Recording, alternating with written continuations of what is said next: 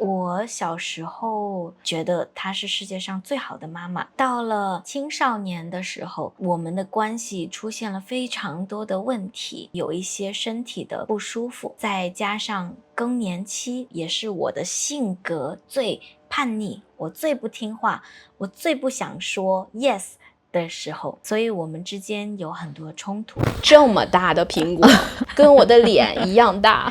喂，你到北京了吧？我说啊，对，我到了。他说你快看一下背包，我给你放了3个苹果。因为小时候我是跟我爷爷奶奶长大的，我是在农村出生的，然后大概小学2、3年级的时候，我的父母他们去了一个很大的城市，在山东的。大家好，欢迎你们来到今天小瓜 Chinese 的播客。今天我们3个要聊一聊母女关系，就是妈妈和女儿的关系。好，这个话题很特别。我要先问范范，你跟你妈妈的关系怎么样？我跟我妈妈的关系是那种不算特别好，但是也不坏的关系。对OK， 为什么没有非常好？因为我觉得我的妈妈她不知道怎么爱一个人，就是她，我觉得首先她不会爱自己，所以她也不会爱别人。对，她可能觉得只要让你吃饱，然后只要给你钱就可以了，这是她能做的所有的事情。对，我小时候我妈妈也经常说吃饱了就可以了，她不会想太多，志飞今天的心情怎么样？为什么她不开心？我可不可以怎么去给她提供情绪的支持？就是都没有，所以她觉得小孩子是没有感觉的，就吃饱饭了就可以了。你们的妈妈也是这样吗？我的妈妈是这样的，对，她好像很少关心，就是你的情绪上的一些东西，就你开不开心呀，之类的，对，对，我感觉跟中国的父母有中国的文化很有关系。那魏轩，你呢？你跟你妈妈的关系怎么样？我跟我妈妈关系很好，所以你在说就是你们和妈妈的关系是这样的时候，我在想，好像我和我妈妈的关系和你们和你们妈妈的关系很不一样。哇，太羡慕你了。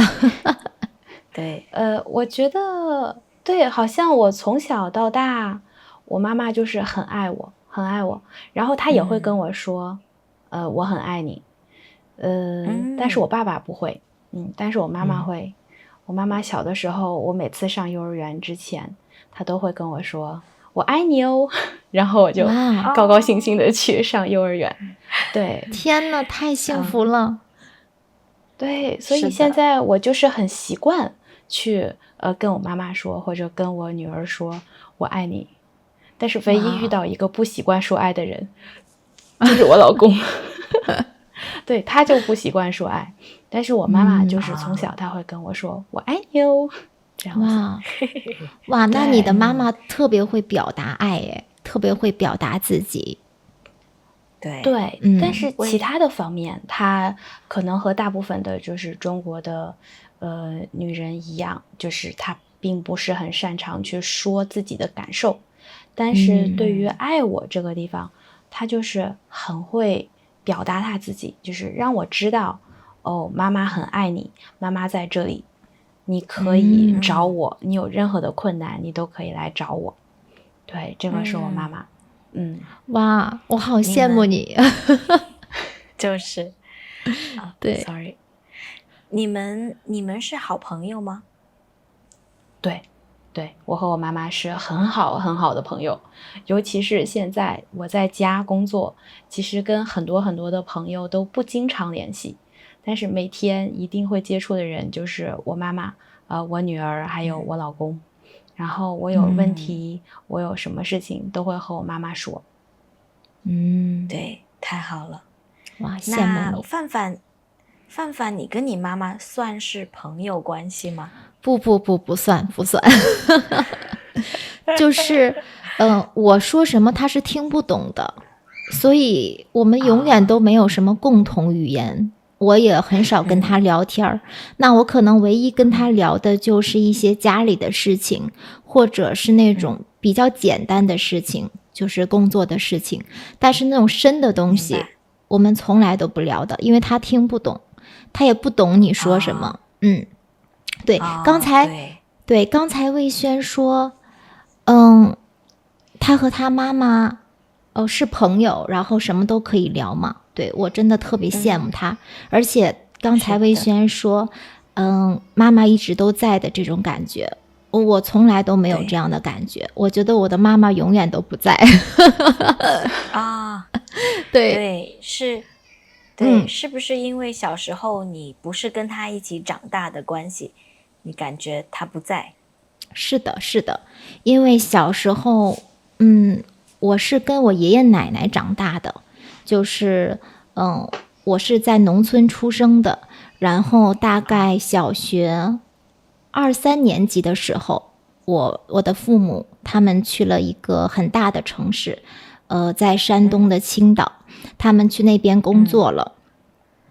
当然他们觉得他们是为了赚更多的钱，然后想让我去更好的学校，想让我离开农村，想让我去更好的学校接受一个好的教育，所以他们这样做，他们觉得都是为了我。当然我也很感激，我也觉得他们都是为了我。但是这种情况，在中国，像我这样的孩子叫留守儿童，就是你被留在农村，然后跟你的爷爷奶奶一起生活，不跟你的父母一起生活。对，这个叫留守儿童。所以我小的时候1年只能跟我的父母见1次，就是春节的时候。哇，对，当然你会觉得他们不在你的身边。是的。所以平时我生病的时候呀，当然小学我和爷爷奶奶在一起，然后生病的时候他们会照顾我。但是我中学的时候我就自己住在学校里，所以不管是生病或者是做一些别的决定，我都是自己来做这个决定的。我也不会问他们我要怎么办，因为我觉得问他们也没有什么用嘛。第一你跟他们说，他们离你很远，很担心你。那第二的话，他也不能回来，所以我几乎都不告诉他们我的一些不好的事情。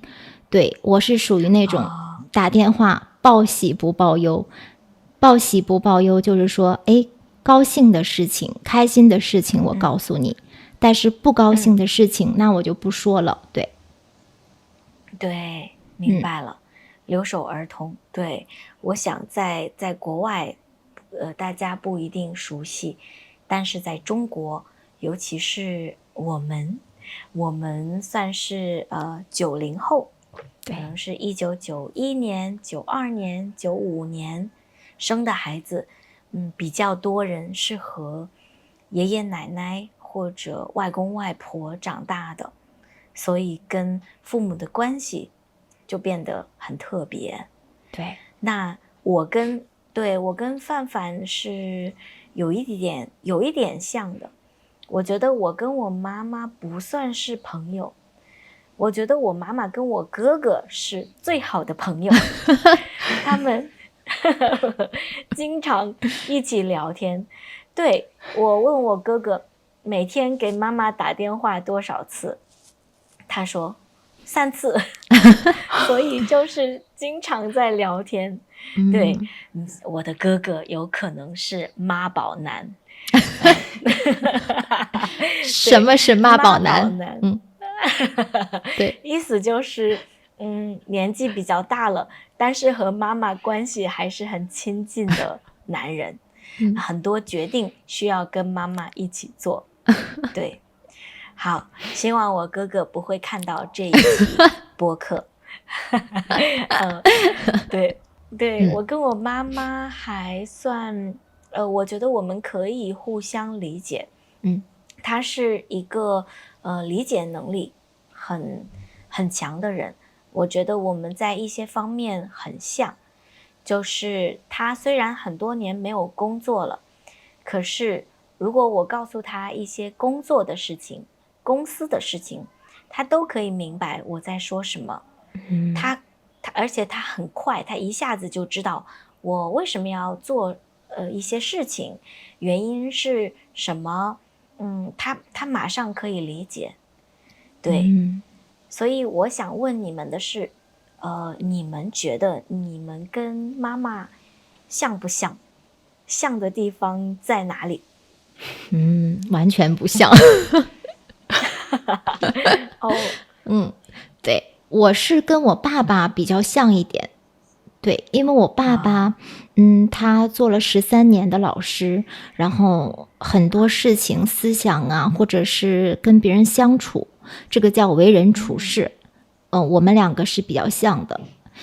就是小的时候我们家条件不太好，然后可以说是有一点穷，对，就没什么钱。但是我爸爸在人情世故，就是为人处事这方面做得很好。所以我小时候看到他做这些事情，我也会学会去做这些事情。对，因为我爸爸他说，我们可以没有钱，但是我们不能差事儿。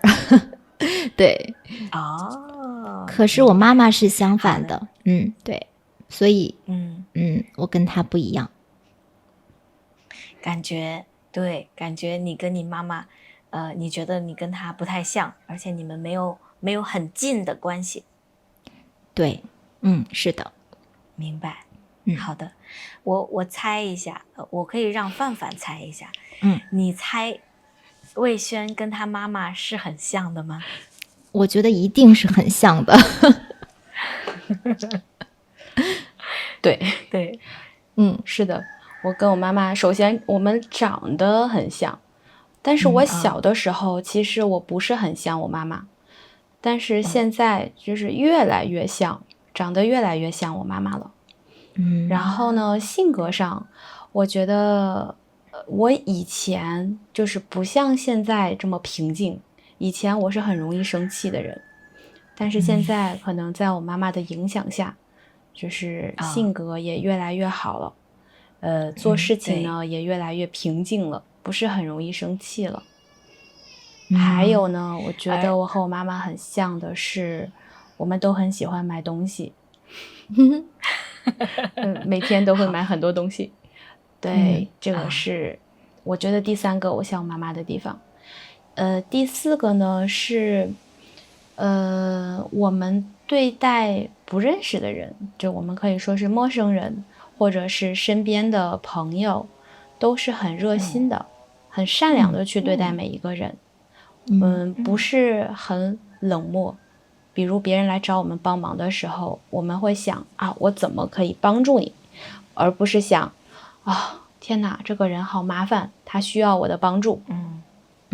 对，我觉得我这点和我妈妈很像，就是很热心。还有呢，就是同理心。同理心就是如果别人在经历一个事情的时候，我会想到我自己，我会想我会考虑他是什么样的心情，然后我会想我应该怎么帮他。如果我在做一个事情之前，我会想我做这个事情对别人会不会有什么影响，我这么说他会不会不开心，或者我怎么说他能更容易接受。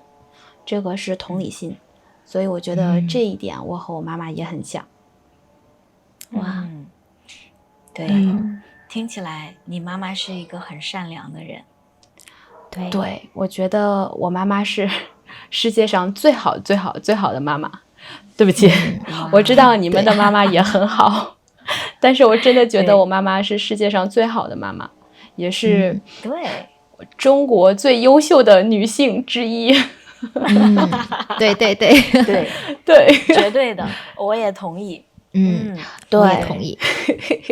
就是志飞，你会觉得你的妈妈是世界上最好的妈妈吗？这个是一个很好的问题。我小时候，觉得她是世界上最好的妈妈。到了青少年的时候，我们的关系出现了非常多的问题。我妈妈呢，有糖尿病，所以有一些身体的不舒服，再加上更年期。对，她更年期的时候，也是我的性格最叛逆，我最不听话，我最不想说 yes 的时候。所以我们之间有很多冲突。现在我不觉得她是世界上最好的妈妈，我觉得她有很多问题，她也有很多潜力。但是我觉得她很努力，有她作为我的妈妈呢，也很幸运，因为我身上有很多她的影子，还有她教我的一些东西，也对我很有好处，所以我很幸运，但是偶尔也是会生气啦。对，范范呢？就是我好像从来都没有过这样的感觉，我好像没有任何一刻觉得她是世界上最好的妈妈。但是我也很知足，就是我觉得她做了她所有能为我做的一切，对，她已经尽力了，所以我是很感激她。但是我好像没有那种就是别人家的女儿的那种感觉，就是被妈妈捧在手心里呀，就像魏轩的那种感觉。觉得妈妈很爱你呀，很关心你呀。我好像很少有这样的感觉。比如说，我第2次去俄罗斯的时候，我以前在俄罗斯工作嘛，那个时候我不会说俄语，我记得我自己坐飞机到，新西伯利亚，对，新西伯利亚就是俄罗斯的一个城市。到了机场之后，我要坐大巴车，然后到我工作的城市。那个时候已经晚上7点多了，然后我要坐4个小时的大巴车到我的那个城市。我不会说俄语，我也没有手机卡，也没有任何的网络，所以家里人根本就联系不上我。而且你们想一想，在一个别的国家，你又不会语言，而且天越来越黑了，这个正常的妈妈应该会很担心你的。但是第2天有网络的时候，我联系上她，我好像问过她这个问题，我说你会担心我吗？她说不担心呀，我觉得你很有能力，你自己都可以处理好所有的事情，我一点都不担心。对，她是相信我的。可是如果是你们，我觉得你们的心里也会有说不出来的感觉，不是难过，也不是伤心，有一点不是滋味。对，有一点失望，是不是？对，就是这样，失望的事情还有很多很多。对，我妈妈做过很多让我很失望的事情，但是让我满意的事情很少。但是她也有一些优点，就我可以从她身上学到的，比如说她很节俭，她是从来都不会乱花钱的人。比如说她从我这个记事儿开始，她好像没有给自己买过衣服呀，买过化妆品。哇，对，那我工作以后，她所有的衣服，所有的化妆品呀，她用的东西都是我给她买的。如果我不给她买，她就不买新的东西。她是一个很节俭的人。对，她也是非常努力的。就像我觉得大概70、80年代中国的女性都是这样子的，就是非常努力，非常节俭。对，为什么我妈妈就不是一点都不节俭？我妈妈真的太喜欢买了，而且就是比如我们生活中的消耗品，消耗品就是我们每天都会用到的东西，比如牙膏，然后那个卫生纸，我妈妈都买好多。我问她你为什么买这么多？她说：“哎呀，早晚都会用的嘛。试试这个牌子，再试试那个牌子，看看哪个牌子好，我们以后就用这个牌子。”所以她买很多。然后包括衣服，今天我穿的衣服。好像只有我自己是我自己，其他这个毛衣，然后项链，还有这个背心，都是我妈妈给我买的。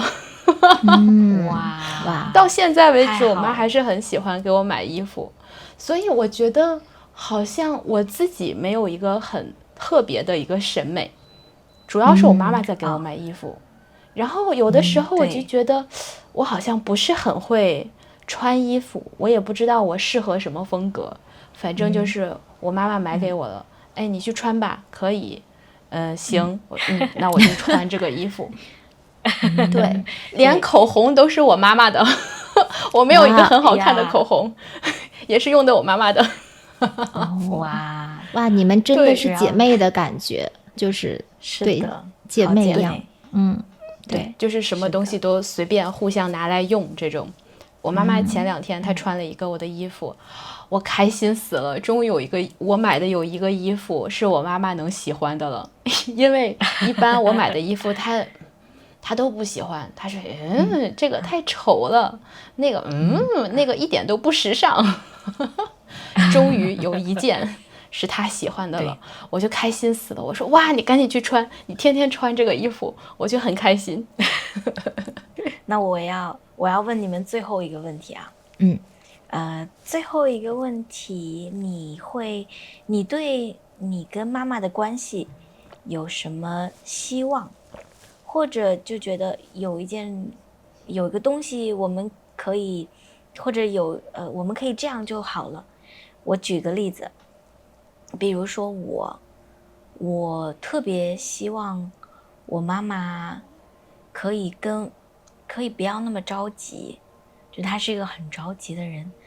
我觉得我特别希望她的人生很精彩，就不是只是想，今天我要做家务，今天我要照顾我的爸爸，对，所以我会希望她可以就是多坐下来休息，什么都不做，所以这个会是我的希望，而且我希望她跟我一样去探索这个世界，就这个世界很棒啊。我特别希望她有好奇心，我感觉她就是我的女儿，就是她会对世界的一个地方很好奇，想去看一下，想去旅游，想去做不一样的事情那我会很开心。你们呢？我希望我的妈妈她能学会爱自己，然后她能健康。对，其实我不是很期待她能对我有多好。我觉得人生也就几十年，可能60、70年，那你来这个人世间一趟，我觉得你应该学会享受生活，最重要的是爱自己。那我妈妈她是一个非常不会爱自己的人，我不希望她来这60、70年就是来干很多活啊，来受苦的。对，我希望她好好爱自己。她比如说想吃的东西她都不舍得买，可能我不相信她没有喜欢的东西，她只是不舍得花这个钱去买。那这个是第一个，我希望她更爱自己。第二个就是我希望她不要把钱放在第一位，因为我觉得有很多比钱更重要的东西，她不应该把钱看那么重，就是觉得这个是最重要的，这个是第一位的。对，那我对她还有第3个希望，就是在我爸爸还活着的时候，家里的一切都是我爸爸来处理，我妈妈没有怎么太接触社会。然后你们能想到吗？直到去年我爸爸去世，他才开始用微信，就是现在满大街都用微信支付了，他还是用那个纸质的钱。我说我们一起去买菜，我说你这样扫1块钱你不会有问题的，他都不敢去扫这1块钱，他怕他弄错然后多给人家钱。他是一个不爱学习的人，他不相信自己。然后其实他只有50多岁，他年纪并不大，他就不想学习。对，这个是他很大很大的问题。我真的希望他，对，就是放开，再放开一点，然后勇敢一点，就是愿意去学习，因为他50多岁，他学什么事情都是来得及的。是的，就现在所有的事情，他都是问我的，就是我爸爸离开之后，所有的事情，大事儿小事儿，他都问我。比如说我妹妹现在读高3，比如说我妹妹的这个家长群里边，老师发什么东西，他就问我啊，你上课了吗？你快看看你妹妹的家长群里在说什么，我不懂，你来帮我弄一下。对，他总是这样。包括昨天他去银行存钱，就是他手里有一点闲钱，就是没有用的钱，他想存成定期。定期的话，就是我们可以把它称作忘了的钱，就是这一年你要放在银行里，你不能动这个钱，1年之后你会有很高的利息。对，那他就问我他要存几年，我的建议是就是存1年，因为我觉得时间久了，这个你可能说不准会发生什么事情，所以我是一个不太喜欢存定期这样的这种事情。但是工作人员建议他存2年，好像有一个什么理财的产品，他就决定不了，他就要问我。后来工作人员跟我沟通，我说他不适合做任何的尝试，他适合最传统的，就给他存1年就好了。对，好，对，是的，对，好的，这个是范范对妈妈的希望，要更加爱学习，然后可以成长。50多岁真的很年轻，还可以学习很多东西。对，对，魏轩那应该没有什么希望了吧？你妈妈那都是世界上最好的了，好多。第一个，我希望妈妈不要那么太细心。我要给你们讲一个我妈妈有多细心的例子，就是来自妈妈的爱，有的时候真的很重很重。有一次我要去阿根廷，然后呢我是从北京出发，然后呢我要先到北京，然后呢我到卡塔尔，然后我到阿根廷，我再从阿根廷的首都布宜诺斯艾利斯坐大巴去我要工作的地方，去那个小镇。好，然后我到北京的时候呢，我觉得我的背包好沉好沉，但是我记得我之前没有放很多东西，然后我就打开背包，我看到了3个苹果，这么大的苹果，跟我的脸一样大。然后这个时候我妈妈给我打电话，她说喂，你到北京了吧？我说啊，对，我到了。她说你快看一下背包，我给你放了3个苹果。我说对，我看到了。为什么要给我放3个这么大的苹果？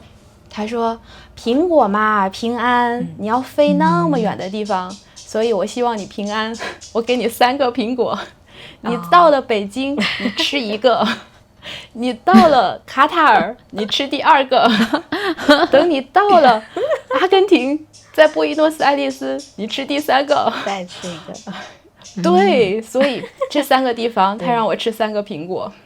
我明白他是真的很想让我平安，但是3个苹果这么大，我的天哪。但是我想好吧，这是妈妈的爱，那我就带着她，然后我就很听我妈妈的话，在北京、卡塔尔，然后在布宜诺斯艾利斯，终于我把这3个苹果吃完了。太好了，恭喜你，所以这是恭喜你。对，所以这个是第一个。我希望我妈妈不要那么细心，有的时候放心吧，我可以的。对，去吧，没问题的。这是第一个。第2个就是和范范一样，我希望我妈妈可以好好的爱自己。就是她是一个非常非常替别人考虑的人，然后他永远都是想要先去爱别人，爱我的姥姥姥爷，爱他的兄弟姐妹，然后爱我爸爸，爱我。其实他是一个很喜欢享受生活，他也很喜欢去很多地方旅游的人。但是最近2年，因为要照顾我爸爸，然后要照顾我，照顾我女儿，照顾大福，所以他都没有什么时间去享受自己的生活。所以我希望大福快的长大，然后呢，我们可以一起去享受世界，然后呢，我可以好好的照顾我妈妈。对，这是第2个我希望我妈妈可以做的事情。然后第3个呢，我觉得你们可能已经猜到了，就是不要再买了。我家的牙膏真的已经太多了，太多啦。对，希望你的愿望可以实现。还吃了3个大苹果，真是被伟轩要笑死了。你的像我的脸一样大的。就是这件事情，我妈妈也会做。就每次我回老家的时候，她也会往我的包里放很多很多的家乡特产。她可能知道我喜欢吃这个东西，但是我是一个不喜欢拿太多东西出门的人，所以我看她给我放那么多东西，我会说啊，我不要，然后我会拿出来以后，我妈妈又会偷偷的给我放进去。对，所以最后我还是会拿走这些很重的东西。对，对，我也是。我小时候住校的时候，我妈妈会给我放很多她蒸的红薯、玉米，对，香蕉，永远都有香蕉。所以我小时候我是吃香蕉长大的，太多香蕉了，一不小心还会被我做烂。所以有些香蕉到了还不能吃，特别多东西。所以今天是一个很有趣的话题，大家可以看一下，中国的妈妈是怎么样的，对不对？还有我们跟妈妈的关系是怎么样的？那你们跟妈妈的关系怎么样？或者你觉得，这个中国的母女关系和你们国家的母女关系很不一样吗？你跟妈妈之间有什么故事？你有什么希望啊？欢迎留言告诉我们。那我们今天就先到这里。好，谢谢范范、魏轩，我们下次见，拜拜，拜拜，再见。